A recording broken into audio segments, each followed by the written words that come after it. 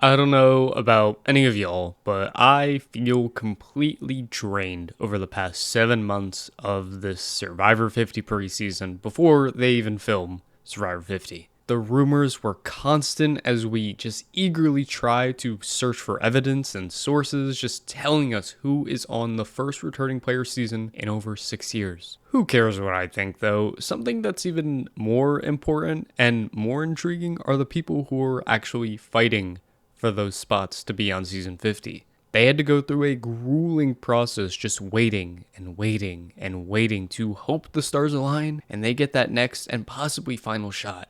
This has been the case for every single returning player season up to this point. And with that waiting and stewing in agony, it's only inevitable that these people in the running are going to try and figure out who else might possibly be in the running and try to get a leg up on the game before it even begins. This is what is now known as pre-gaming, when players strategize or create alliances or deals with other players before the season even begins to film, before they fly out onto location. This can be something as small as DMing somebody else you suspect might be on the cast, just to get them familiar with you and your name, to literally planning out your entire game plan and creating ride or die alliances before you even step out on the beach. Pre-gaming has been a thing since the very first returning player season in AllStars, and in turn, it's affected every single returning player season, at least the ones that aren't captain seasons, because come on, let's be serious, those don't mean anything. And I thought this topic was interesting enough and relevant enough with Survivor 50 filming that I wanted to go through all of these returning player seasons and discuss the history of pre-gaming, diving through all the rumored and confirmed alliances made, the stigmas against certain players, and the short and long-term effects these pre-game alliances had on these seasons. People's biggest gripe with returning player seasons is that they aren't organic because pre-gaming is going to happen, and there's really nothing we or production can do to stop that. And I will talk about two things before I get into it all.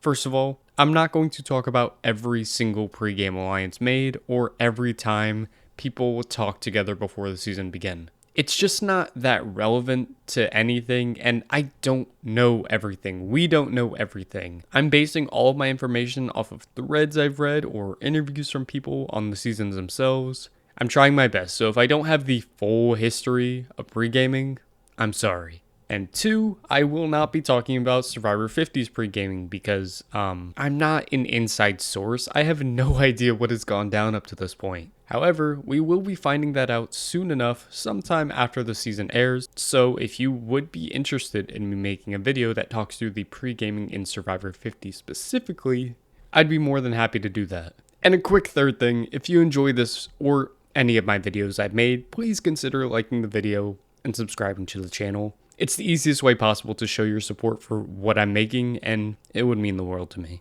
So without further ado, we got 8 seasons of pre-gaming to talk about, so let's dive into sort of the history of pre-gaming in Survivor US. Starting it off with Survivor All-Stars, the first returning player season, and you may think with a season that was filming all the way back in 2003, there wouldn't be a ton of pre-gaming going on, and oh boy would you be wrong. Now, the sheer number of pre-game alliances was not that many, but this season was impacted majorly by the pre-game alliances that did happen. Before even getting into the names of the people that were working closely together, the biggest pre-game action, in my opinion, that was relevant was the anti-winner sentiment. We actually did see this on the show, with Jenna Lewis being the figurehead of saying the winners already got their shot and they need to go immediately. But it definitely runs deeper than that. This wasn't just something that was started on the island. Pretty much the entire cast shared the sentiment that all the winners, and Rob Cesternino, were completely screwed and had no chance of winning this season. And I think it's not a coincidence that all of those people left in the pre-merge.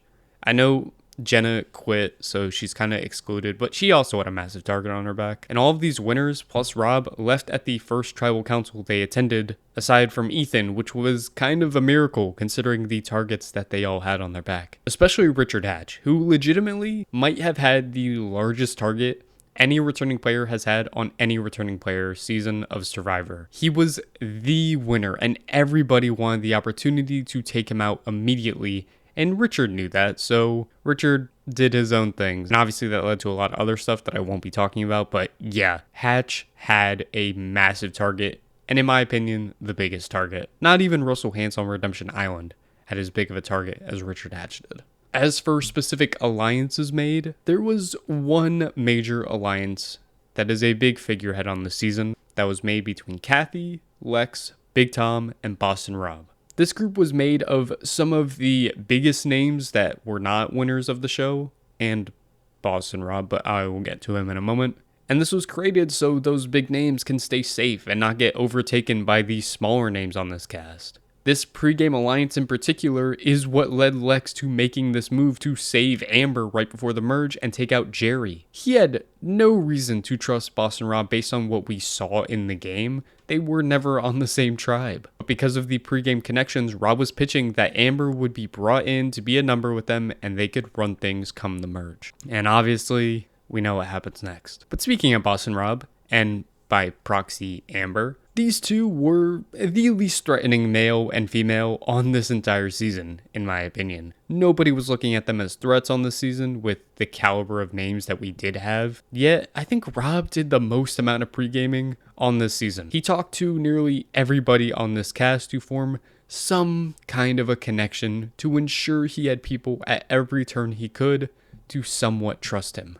These connections are what led to so many people being very loyal to Rob in the game, where Rob was never truly in any real danger. However, this is also why the jury had to have been one of the most bitter in Survivor history. This cast, outside of Rob and Amber, took pregame alliances and connections as gospel. If they were promising to work together before the season started, they were never going to betray each other. So when Rob gets on this season and one by one backstabs most of these people that he promised loyalty to, it's not a crazy thought to think that they are going to be very bitter on the jury, with Lex, Big Tom, and Alicia being the biggest examples. All of them not voting for Rob to win at the end of the day. So whether we like the season or not, this season was dictated by pre-gaming. From the winners and Rob Cesarino being targeted immediately, to the main pre-game alliance crumbling right when the merge hit, to Rob losing the game because of those pre-game connections he created and then broke.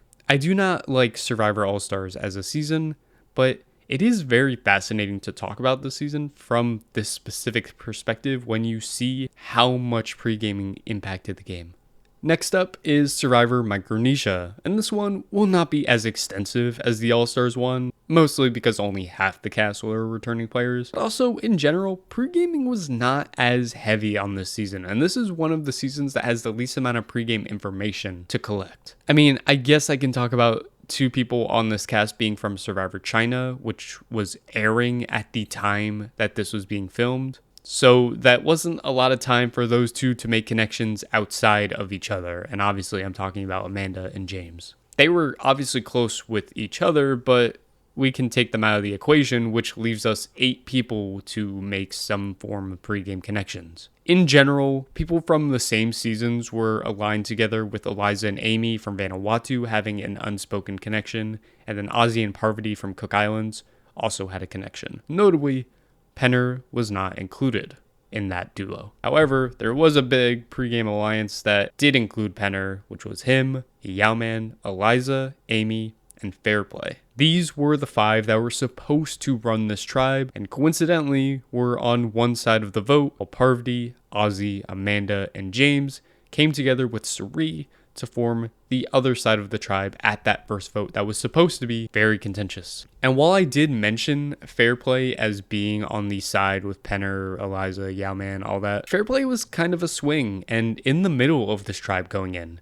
because Fairplay talked to a lot of people and was kind of pulling a mini Boston Rob here. He made sure nobody was targeting him and he had avenues to venture to, despite the massive bullseye on his back as being probably the biggest villain in Survivor history up to that point. So Fairplay was set up to kind of run that tribe and make sure whatever he wanted to happen would happen. But of course, Fairplay couldn't help but be Johnny Fairplay, and he ended up getting himself body slammed and eventually asked to be voted out because of said body slam, which would subsequently screw over the alliance of 5 that was made, as the person that made it the furthest of that group was Eliza, who ended up being the merge boot. So yeah, a big doomsday for the biggest pregame alliance heading into the season.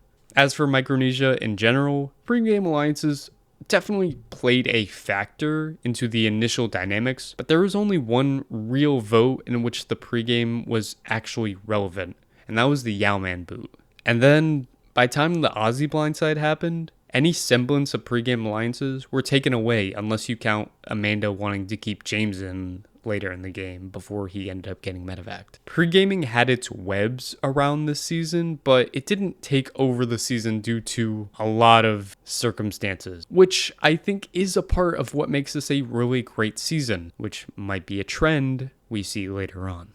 Survivor Heroes vs. Villains is next, and this season was covered in pregame alliances going into it. Starting with the Villains tribe, there was a Day 39 alliance that formed between everybody on that tribe that had made it to the final, aka Day 39. So we had Boston Rob, Courtney, Sandra, Danielle, and Parvati. This group came together to avoid the same fate AllStars had with all of the big names and big players getting voted out early. Russell was a massive question mark to any pregame alliances in general because he quite literally just filmed Samoa. Nobody knew who he was.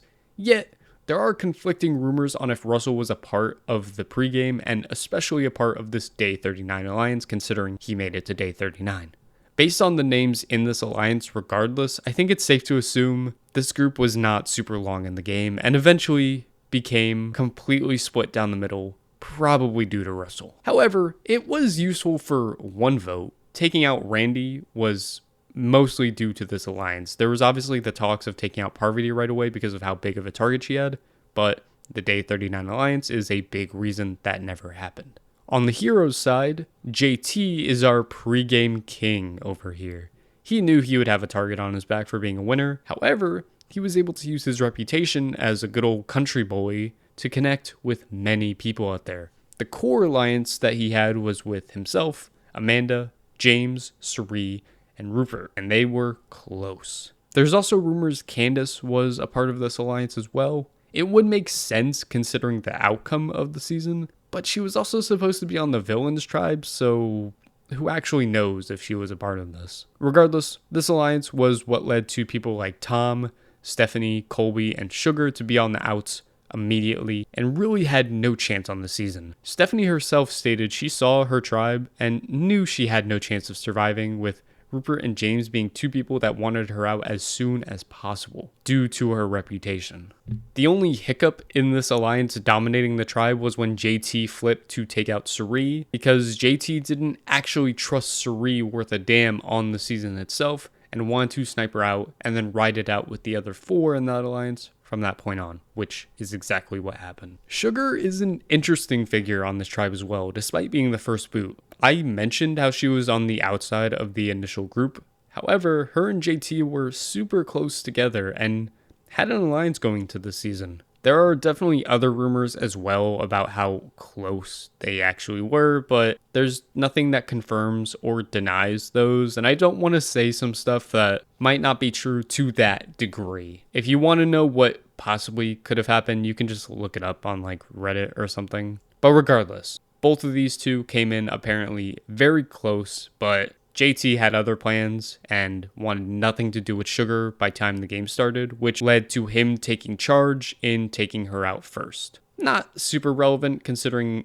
Sugar was the first boot, but it needs to be known how hard JT was playing and why he was set up perfectly on the Heroes tribe to not only be the leader, but never be in any danger. We also had some intermingling relationships that were going on between heroes and villains. We had an apparent Tocantins alliance between JT, who is back at it again, with Coach, Tyson, and Courtney. And Courtney was a part of this group because she was dating Stephen Fishback at the time. So that group had the potential to work it out together, but too bad all 3 of the villains were taken out in the pre-merge, which left JT with no villains connections, and that's all she wrote and why he was a massive target come the merge, because that tribe was led by Russell and Parvati.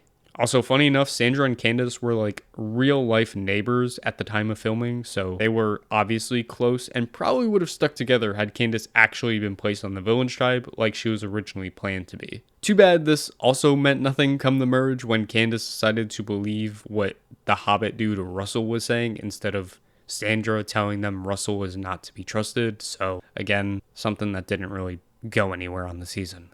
So yes, Heroes vs. Villains was infested with the pregame bug, probably the most pregaming that went on up to this point. The entire Heroes dynamic pre-merge was dictated by pregame outside of the flip to take out Suri by JT. And even the villain's first tribal was on the back of pregaming, when poor Randy had nothing and nobody going in. But of course, this season is still infamously known as being amazing, and I still love this season. And I think a lot of what we love about this season are the moments when the pregame was flipped on, like the Suri boot, and then of course everything that happened on the Villains tribe after the Randy boot. The Day 39 alliance completely fell apart, and we all know the chaos that happens next. So yes, a lot of pregame going into it. However, most, if not all of it, fell apart at one point or another during the season, which is what gives us one of the most iconic and beloved seasons of Survivor ever.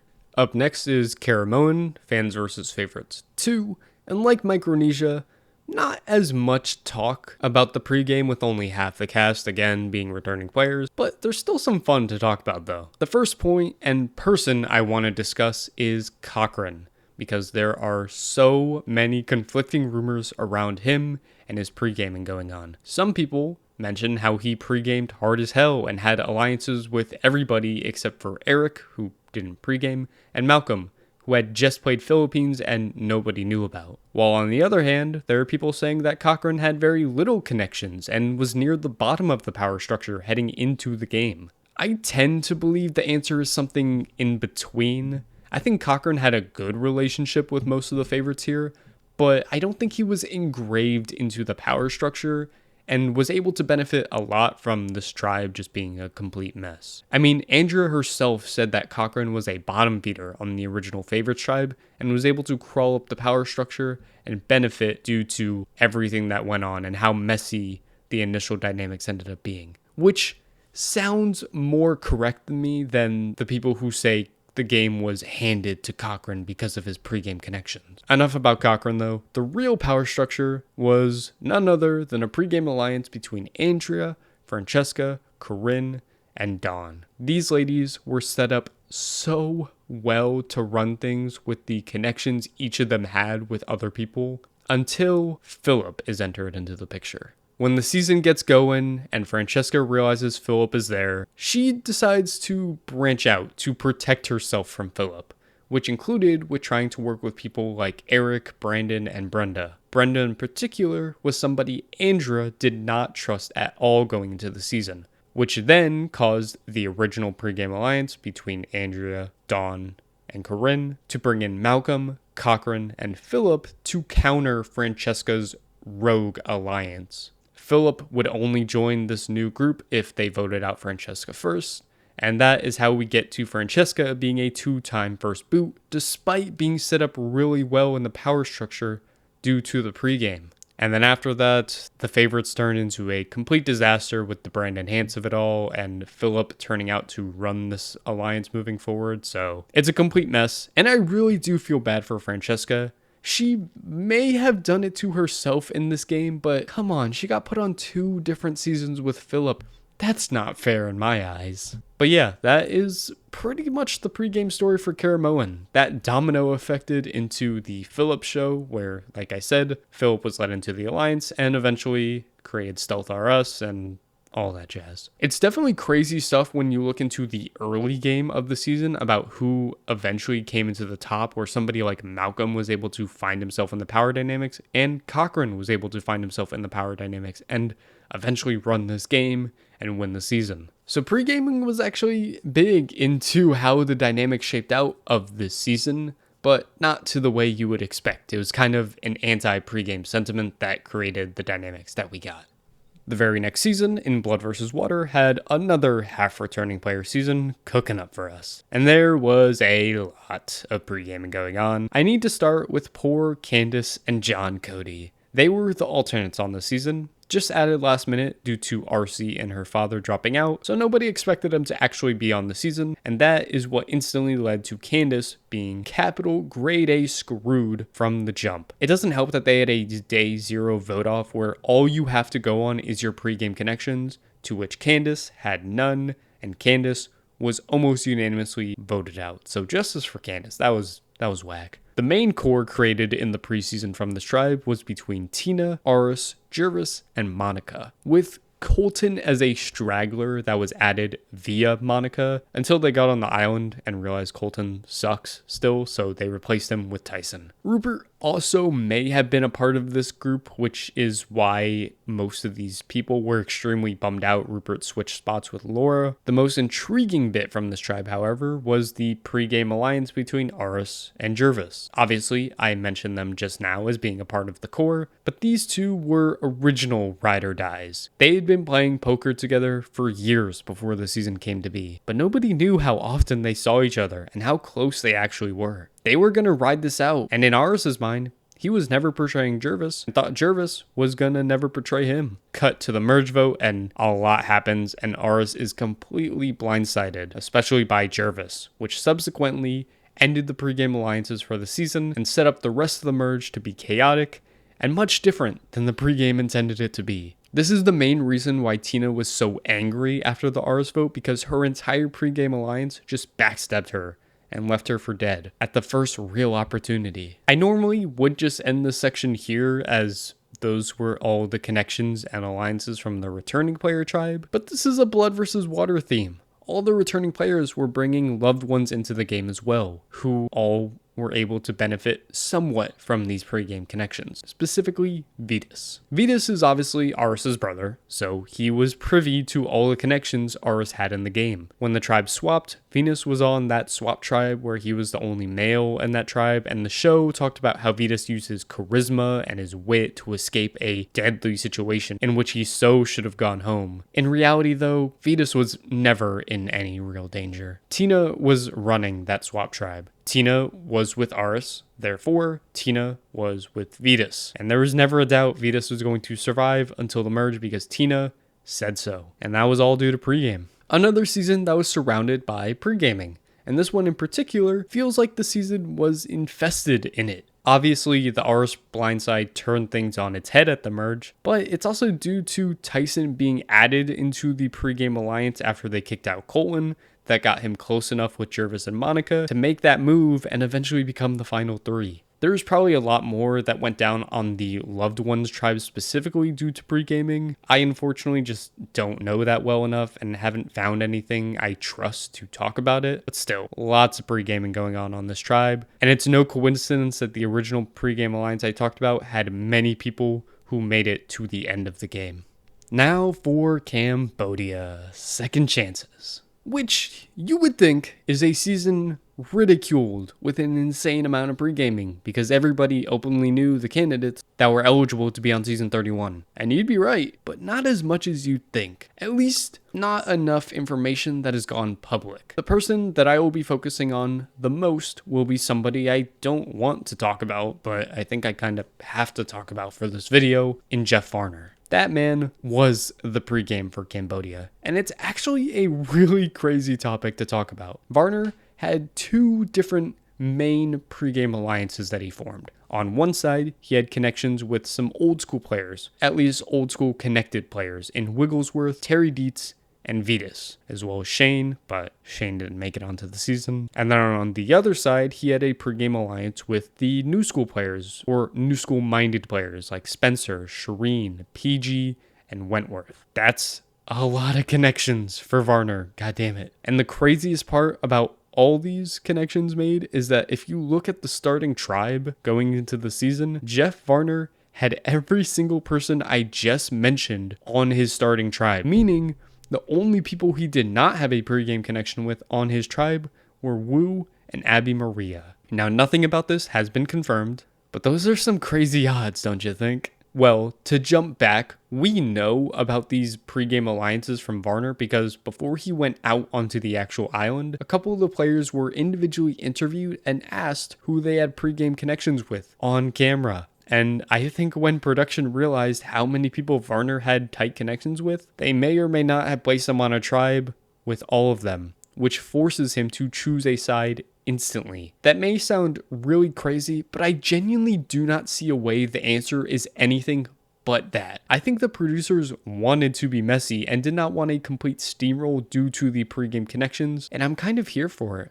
Plus, Varner messed it up for himself anyway by not voting out Abby first for some reason, despite being a target, and then his downfall turned out to be Abby at the end of the day, which is so ironic. So, Abby Maria, you're a queen. That's the main lore we have, actually, though there were plenty of other connections to talk about. Vetus and Dietz were a ride-or-die duo thanks to Aris being Vetus's brother. Spencer had his fair share of pregame connections. He was tight with Tasha and Jeremy, which were, ironically enough, the final three. Spencer had a connection with Sierra. He also had a connection with Fishback. And these aren't even including the connections he had on the original Takeo tribe that I mentioned earlier with Varner, Shireen, and Wentworth. And I'm sure plenty more connections are there between players. Just assume anybody who was close in season number with somebody else had an alliance together. Oh, and also, nobody was aligned with Cass going into the season. I'm shocked about how she made it as far as she did. Anyways, those are the major pregame dynamics for Cambodia going in. And Cambodia is an interesting one. Despite this feeling like the season for pregame connections, considering everything and the final three allegedly having a pregame alliance, I don't think pregame dictated this season in any major way. Varner was the biggest pregame culprit, and his entire game was blown up right in front of his face from day one due to the starting tribes. So I'd say a lot of the pre-merge was dictated by pregame or pregame blowing up in your face, but the post-merge was dictated through the actual game on the island. And I can't be too mad at that considering how bad this could have been. The season could have been an AllStars 2.0, but it wasn't, and I think that's a good thing. Close to the end here with Survivor Game Changers. One of the seasons I think was most impacted by pre-gaming, and I'll try to get through all that went down here. There are a few culprits that will surround most of the pre-game alliances I'm going to talk about, and spoiler alert, most of these people made it super far. Brad Culpepper was tight and connected with a lot of people in this cast. Specifically, he had a tight bond with Game Changer, Sierra Dawn Thomas, and Troyzan. The Troyzan pick is weird considering Troyzan wasn't even on Game Changers, but I guess they were just extra preparing, who knows. Weird though. Brad also had a pretty tight connection with Jeff Varner, and more importantly, had a really tight bond with Sandra. Sandra's a fun piece to talk about, because first of all, Sandra had connections everywhere, but Brad was one of her tightest, if not her tightest alliance going in. This is very relevant because on that infamous joint tribal that took out Malcolm, the reason the vote on Brad's tribe fell onto Malcolm over Sandra was because of Brad and her pregame alliance. And then on the other side, when Haley tried jumping ship and getting Sandra to vote out Brad, Sandra declined that and stuck with Sierra because of, you guessed it, the pre-game alliance. It's one of the most infamous Survivor moments of all time, and it's dictated entirely due to pre-game alliances. Moving forward, one of the biggest question marks that exist in the Game Changers pre-game is with the winner, Sarah Lucina. At first glance, if you look on the online discourse, most of the talk is that Sarah pre-gamed the most on this season. She was wheeling and dealing everywhere, had a tight core with Brad Culpepper and Troyzan, and then was ridiculed at Final Tribal for breaking a lot of her pregame connections along the way, which is very Boss and Rob and AllStars-esque. However, when you dive deeper and you actually look into it all, there's no evidence for any of this. Nothing Sarah or anybody on the cast has said postseason supports that she pregamed even a little bit. The only proof that we have is that Sarah and Tony had late night conversations on the phone before flying out to the season, which she revealed at the reunion show. But that doesn't even confirm she had a pregame alliance with Tony or even a commitment to each other. So I would love to say that Sarah was connected everywhere and skated to the end based on those pregame connections, but there's no facts to actually prove this, so Sarah's a big mystery. Some other pregame tidbits that were amusing to me were that Zeke and Andrea had a pregame alliance, which may sound strange considering Zeke literally just played Survivor and nobody knew who Zeke or Michaela were. But Zeke and Andrea knew each other before Zeke was even on Survivor. I'm not sure if this is where they met, But funny enough, Zeke and Andrea played on Survivor Brooklyn together, which I vividly remember watching at the time, so that's some fun lore. And then, this might not be like pre-gaming necessarily, but I want to talk about this. Caleb, of all people, got his advice before playing this season from Russell Goddamn Hantz. And some of that advice consisted of targeting Sandra because Sandra is apparently the worst person ever, according to Russell. How ironic. How did those two people get into contact with each other? Whatever. It's not like Caleb took any of that advice to heart or was relevant on the season anyway. And that's about everything I know from Game Changers, at least all of the relevant information. Game Changers, like all of these seasons, was infested with pre-gaming. And probably one of the seasons that was most impacted by pre-gaming, where the people who took control at the merge were close to each other before the season, and the biggest moment of the season was directly affected by pre-gaming. This was a season that was kind of screwed over by the cast to begin with, and then the pre-gaming added on top of that, especially by some of the smaller names on the cast, did not help. And of course Sandra was there too, but that's just kind of what Sandra does, as you will see when I get into our final season. And yeah, this is the final season to talk about, Survivor Winners at War. A season that spanned across all eras of the show, with so many different bonds and relationships just over the 20 years of the show happening. But how many people actively made agreements and deals before the season got underway? Let's see, or at the very least, speculate. There's a lot here, so bear with me as I go through it all. I'll start with probably the most impactful and the most sure I am about a pregame connection that affected actual rounds of the game, which will surround the quartet of Yul, Michelle, Nick, and Wendell. Now, there was a pregame alliance between Yul, Michelle, and Nick, as well as a pregame alliance between Wendell, Michelle, and Nick. I'm talking about this because if you remember the swap in Winners at War, one of those three tribes consisted of Yul, Wendell, Michelle, Nick, and Parvati. That was quite literally an entire pregame alliance plus Parvati. So Parvati was completely screwed over by pure luck of the draw, because no matter who that unlucky fifth person of the tribe was, they had no chance upon arrival. And then at the next tribal, you see Yul and Wendell going after each other, and that's because they had a pregame alliance with Nick and Michelle, and were banking on those two to vote with them. Speaking of Yul, he's a fun case just to talk about on his own. He did not necessarily admit, nor is there proof that he was a wild pre-gamer, but it is heavily speculated that he did some heavy pre-gaming going on to the season. Danny Boatwright mentioned that somebody we would not expect did a ton of pre-gaming for this season. And just by process of elimination, Yul was one of the only possible candidates for this, considering you wouldn't say these things about a new school player, and we know a lot of people who actively did not pre-game. So Yul was kind of set up for the season, but at the same time kind of got screwed over by being in a swap tribe with his major pregame alliance, because more likely than not, he would have been safe in any other tribe configuration. I also do need to mention that the Wendell and Michelle X's storyline was such BS, because they were so tight. I can't believe they made that fake drama up. Anyways, there's a ton of other mini pregame alliances to add just for the sake of saying them. Tony, Sarah, and Sandra had a pregame alliance, which makes sense from the early dynamics of that tribe. Jeremy and Natalie were a duo coming in. Adam had a pregame alliance with Ben, which is funny considering how off the rails that got during the season. I think Boston Rob and Amber had something coming in from their time on AllStars together. Not positive though, this one's just purely speculation on my part. And then Sandra, again, had her hands in as many cookie jars as possible. She seemingly talked to and connected with everybody in the game that was willing to listen to her, outside of a couple people I will talk about in a second,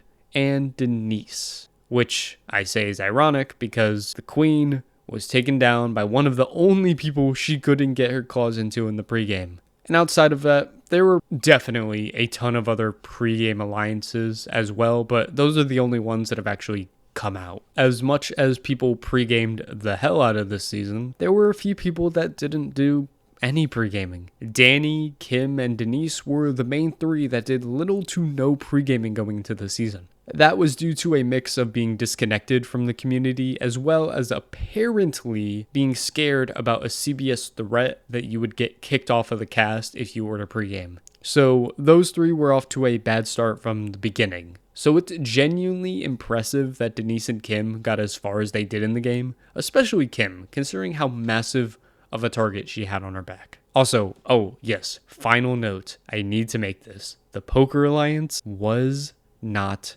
real.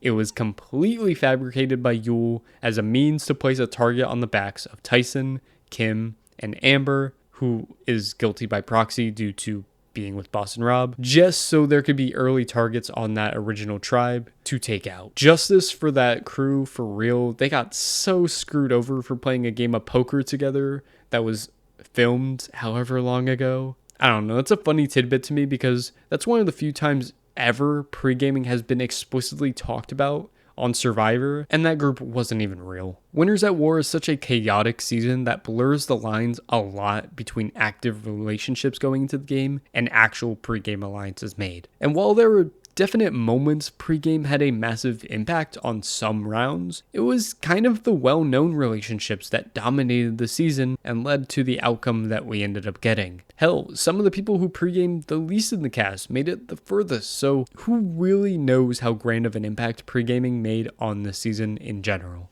And that is kind of the history of Survivor pre-gaming. A really interesting video, and it adds another dimension to Survivor that some people, including myself, chose to ignore for a long time, despite being very, very real. Not everybody is a fan of pre-gaming. Actually, if you think about it, very few people are a fan of pre-gaming. People hate the idea of returning player seasons because pre-gaming is a part of it, which just makes Survivor not Survivor at the end of the day. The point of Survivor is that everybody goes in on equal footing and plays this social strategy game from day 1 to day 39. But, of course, on these seasons, people are playing the game months before they even step foot on the beach, to which we are not privy to seeing those connections, which makes the game that actually plays out on camera inorganic. I completely understand the frustration, and who knows how great some of these seasons could have been if pre-gaming did not exist or never happened. The only issue I have to that is that pre-gaming is the reality we live in. We have always lived in a world in which pre-gaming is a factor, and we will continue to live in it for Survivor 50. There's always going to be heavy pre-gaming going on, and that's kind of the sacrifice we have to make for having these people back on our screens. And I think I'm okay with that. Not everybody is, but I don't think there's an ethical way we can change that fact. I've still enjoyed many of the seasons I talked about today, and I would say of everything we've talked about, maybe 2 of these seasons were actively ruined or tanked because of pre-gaming, and it's a very loose 2 as well. But whatever, we always got to be complaining about something. I'm very guilty of that. But this is a battle I'm not willing to fight when there's no hope in sight to change the idea of pre-gaming. But that's all I got. A really fun topic, and I'd love to make more videos looking at the behind the scenes of these reality shows. Whenever we do get that information on the pre-gaming that went down in Survivor 50, I'd love to make a video talking about that. So if you are interested, please let me know. I got plenty more videos coming down the pipe for you to enjoy this summer, and I hope you're ready. But that's going to do it for me. If you made it to the end of this video, I love you. Platonically, of course, and I will undoubtedly see ya when I see ya. Bye-bye.